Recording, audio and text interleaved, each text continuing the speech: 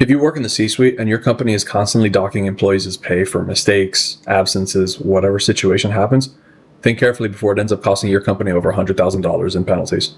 For the most common overtime exemptions, somebody needs to meet a handful of different tests. One of them is that they need to be paid on a salary basis. Sounds obvious, right? They get paid a salary, they get paid the same amount every single week. But what happens if your company starts docking pay too often for mistakes, broken equipment, somebody lost something, somebody was late, somebody messed up something safety, and now you're cutting their pay just as a punishment? All of a sudden, their pay keeps changing week in and week out for all these little things. All of a sudden, it doesn't really start looking like they're paid on a salary, does it?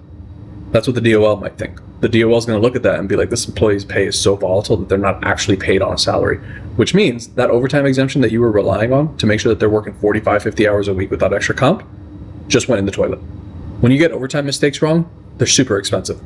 First, you got to find out how much in overtime you actually missed. And then you got to double or triple that depending on the state you're in as just straight penalties. The law doesn't play with people's wages. But it doesn't stop there. Now, you have to pay your attorney to defend the case. Now, you have to pay the employee's attorney for even bringing the case. All of a sudden, your mistake of docking $50 a week for mistakes or whatever is now going to run you $75,000 to $100,000, maybe even more if you're doing this to a whole bunch of employees in penalties. Does that math shake out? Think twice before you punish somebody.